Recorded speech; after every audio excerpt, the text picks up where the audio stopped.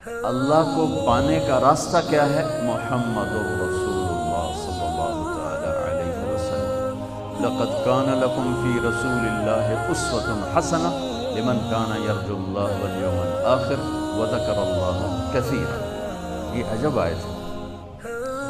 اس کا ترجمہ تو عام طور پہ کرتے ہیں کہ تمہارے لیے میرے نبی کی زندگی بہترین نمونہ ہے، یہ بھی ٹھیک ہے، لیکن اسوہ ہے اساس ہے، اس سے ایک لفظ اسوہ بنتا ہے جس میں نمونے کا مطلب بھی ہے۔ جب اس کی اصل میں جاتے ہیں اسا، تو اسا کا مطلب ہے غم کی تسلی، غم کی تسلی۔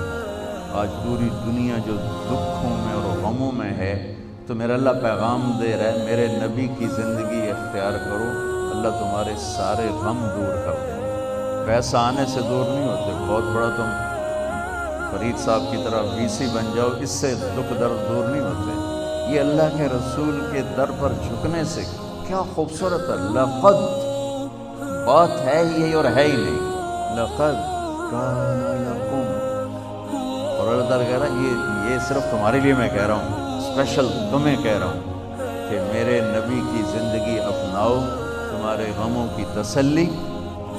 لفظ اسوہ، تمہارے غموں کی تسلی، تمہارے دکھ درد دور ہوں، کیونکہ جب تم میرے نبی کے طریقے پر آؤ گے میں تم سے پیار کروں گا، اور جب میں تم سے پیار کروں گا تو تمہارے راستے کھولوں گا۔ حسنۃ، حسنۃ، انسان خوبصورتی کو پسند کرتا ہے، حسن پرست ہے اور خوبصورتی کی طرف کھنچتا ہے۔ معصوم بچے کو بھی مسکرا کے دیکھو تو وہ بھی مسکراتا ہے، آنکھیں دکھاؤ تو وہ روتا ہے۔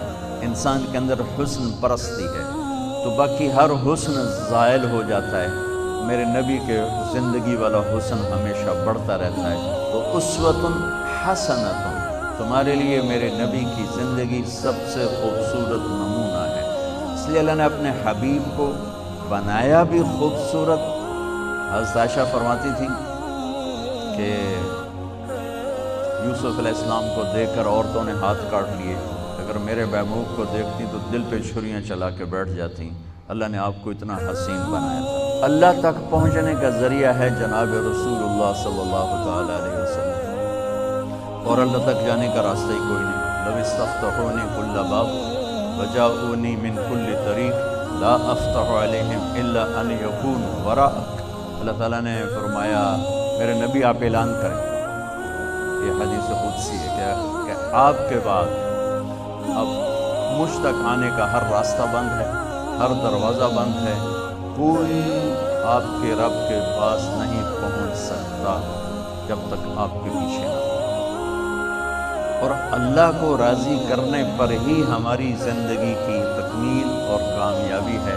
اگر اللہ کو کھو دیا تو سب کچھ کھو دیا۔ یا ابن آدم اطلبنی تجدنی، میرے بندے جو مرضی کام کرنا ہے کر، پر میری طلب میں رہ، میری تلاش میں رہ۔ فَإِن وَجَدْتَنِي وَجَدْتَ كُلَّ شَيْءٍ، اگر تو نے مجھے پا لیا تو نے سب کچھ پا لیا۔ وَإِن فُتَّنِي فَاتَكَ كُلُّ شَيْءٍ، اگر تو نے مجھے کھو دیا تو تم نے سب کچھ کھو دیا۔ وَأَنَا خَيْرٌ لَكَ مِن كُلِّ شَيْءٍ، اور میں تیرے لیے ہر چیز سے بہتر ہوں۔ وَرِضْوَانٌ مِّنَ اللَّهِ أَكْبَرُ، اور اللہ کا راضی ہو جانا سب سے بڑی دولت۔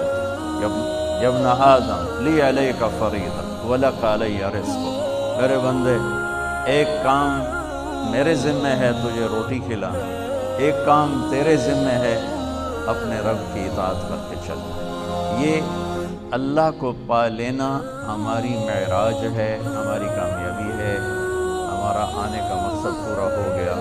اللہ کو کھو کر گم کر کے کسی نے کچھ نہیں پایا، وہ ساری دنیا کا مالک بن جائے، بادشاہ بن جائے۔ سکندر اعظم نے بابل میں جب موت نے جھٹکا دیا تو ایک آہ بھری اور کہا کوئی ہے جو مجھ سے میری ساری حکومت لے لے اور مجھے اتنے دن مہلت دے دے کہ میں مقدونیہ جا کے مرنا چاہتا ہوں۔ ساری دنیا کو فتح کر کے یہ حسرت لے کر بابل میں ہی مرا، اور اس کے تابوت کو اسکندریہ لے گئے، مختلف قول ہیں، وہاں جا کے دفن کیا گیا۔ تو میرے عزیزو، اپنی منزل، اپنے اس طریق زندگی میں اللہ کو اپنی منزل بناؤ۔ اللہ یا اللہ تو مل جائے۔